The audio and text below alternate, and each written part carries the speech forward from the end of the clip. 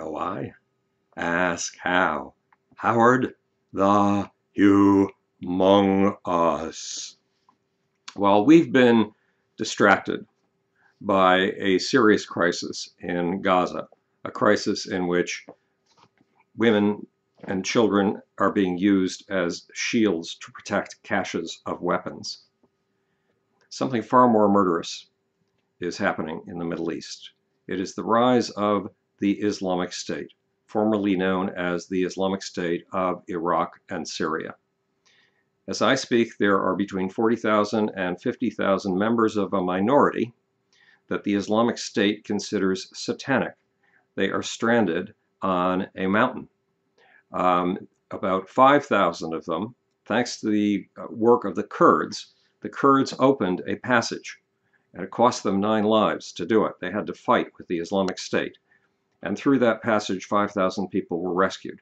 That leaves 45,000 to 35,000 people, some of whom have already died of thirst and hunger.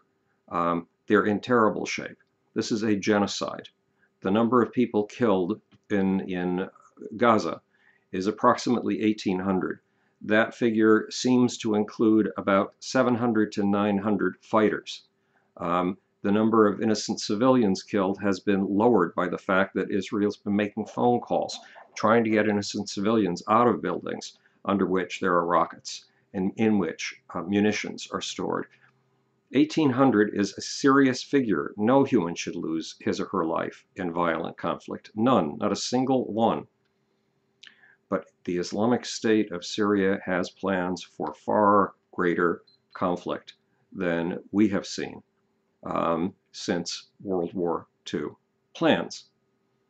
There is a map that's been issued, and it's been called a fake, that says that the Islamic State has a 5-year plan. And that 5-year plan involves taking all of the top third or top half of Africa, all of the Middle East, Asia over to all of India, and a part of Europe, Spain, which belonged to the Muslims for 700 years. It's been claimed that that map is a fraud, that it's something that has been put together or has been circulating among Islamic State fans, the fans of the new caliphate. It doesn't come from the caliphate itself. But the caliphate has put out a 20-minute video. It is a 20-minute holiday card. It is a holiday card to Muslims speaking all languages. And it asks Muslims of the world to emigrate, to come immediately to the Islamic State, to help it rule its territories, to help it fight its jihads.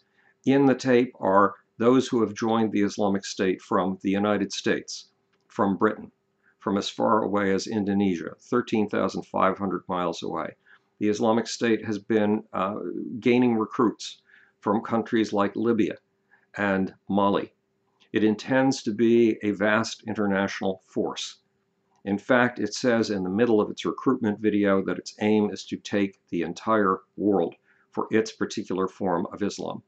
That sounds like a ridiculous statement for a little ragtag group of approximately 10,000 to 12,000 people. And yet every time this group has chosen to fight, it has come out victorious. It has been expanding over new territories at a blitzkrieg speed. There is a historical precedent for the kind of world takeover that the Islamic State envisions. It's Muhammad's own example. In 628 AD, Muhammad sat down and wrote what he called his letters to the emperors. They went to the 6 largest rulers, the 6 rulers of the biggest empires of his day. And he said, either convert to Islam or I will be forced to use other means. It was an invitation to Islam. The leaders who received it laughed. The Persian leader, you've heard me say this before, the emperor of Persia turned to his associates, to his advisors, and said, who is this from? And his advisors said, don't worry about it, Your Majesty, it's from a desert people that are the equivalent of desert fleas. All they do is herd sheep and camels. You'll never hear from them again. Well, within 85 years of Muhammad's death, Islam had conquered almost all the known world. It had toppled all of the empires to whose leaders Muhammad had sent his messages. Some were left still alive but straggling, like the Byzantine Empire, which still held on to its city, Byzantium, for another 700 years. But it lost its vast empire. The Persian Empire disappeared, swallowed up by Islam. And Islam took over a territory. A bunch of desert fleas took over a territory 11 times the size of the conquests of Alexander the Great, 5 times the conquests of the Roman Empire, and 7 times the size of the United States. It was and still remains the biggest empire in the history of the world. What gives the Islamic State the kind of advantage militarily that can allow it something like this?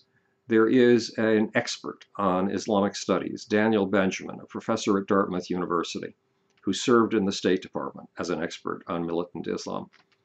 And he says the Islamic State's secret is that their skill at maneuver is really kind of extraordinary. They pop up where you least expect them and move very, very fast. He says something more important. They are not constrained by that fear of failure that other al-Qaeda groups have shown.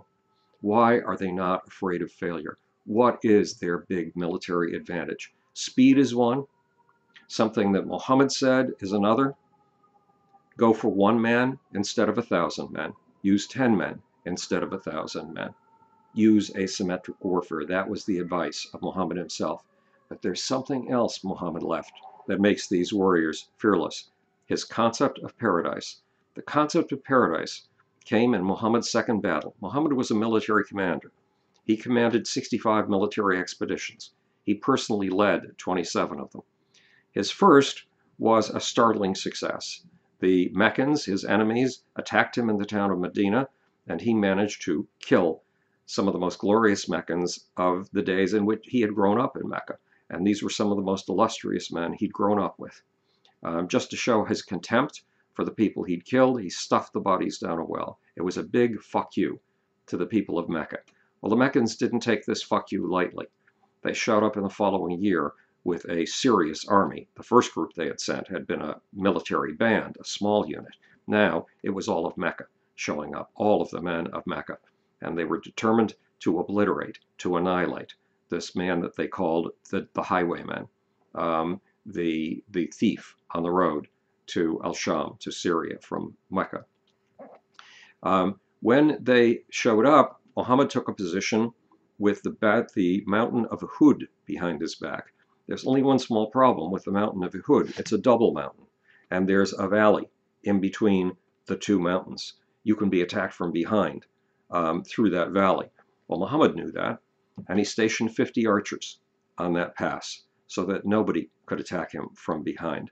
But Muhammad had a problem. The way he rewarded the people who were putting him up in Mecca, he was a Medina. He and his followers were house guests in Medina. He rewarded them with loot.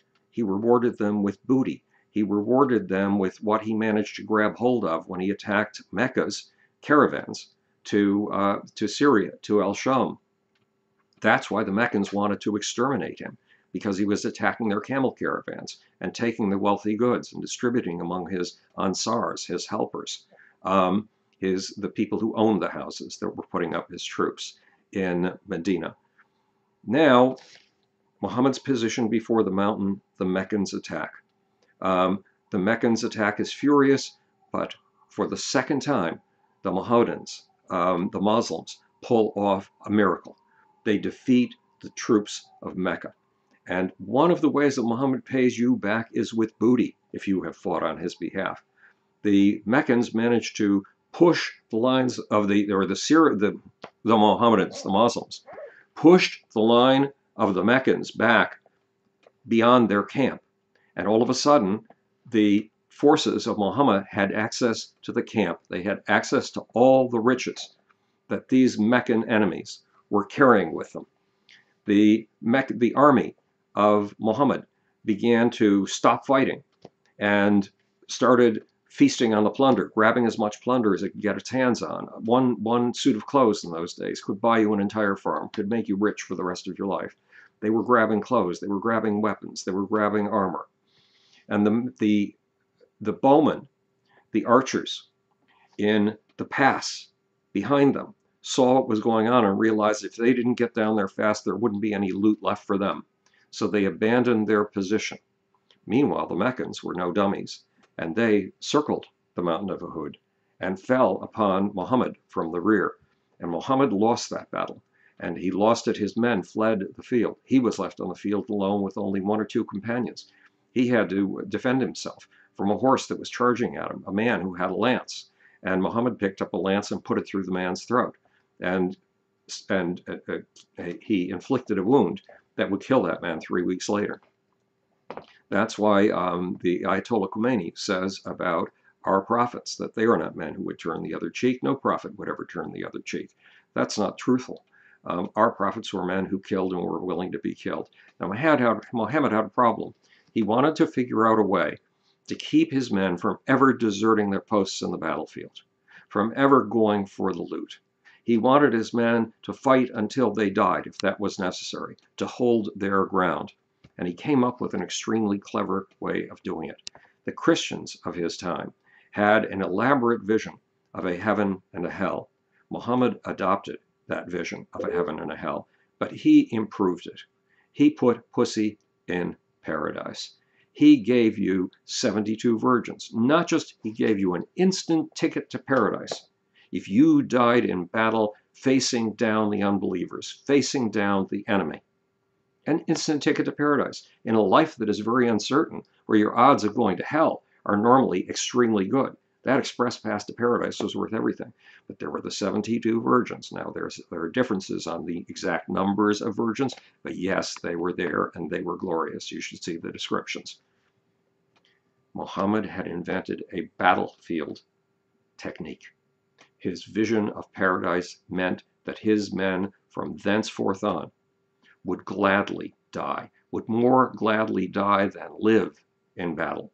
That's why there are so many suicide bombers in Islam, because the suicide bombers go directly to paradise.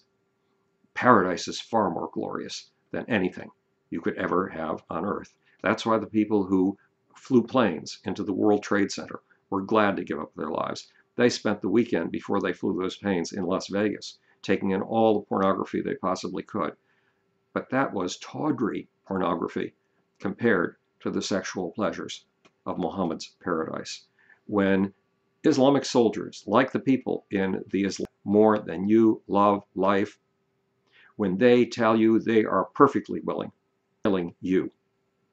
They're not kidding around, because his death is worth more than life. The deaths of the children and adults in Gaza, they were all shaheed martyrs too. They all went directly to paradise. The Gazans are not being done any harm by Hamas. They're being given a favor. All of those 1,800 dead people went directly to paradise because they died in the name of Allah and the battle with the enemy. Plant a new perceptual proposition in the human mind, and you get a different kind of culture, including a different kind of a we love life, the battle of Uhud. That is the Islamic State's secret weapon. This is Howard the Humongous, speaking to you from the future. It's your job and my job, or want to know why? Ask how. And now I say, for the ridiculously difficult off button. I think we've got it.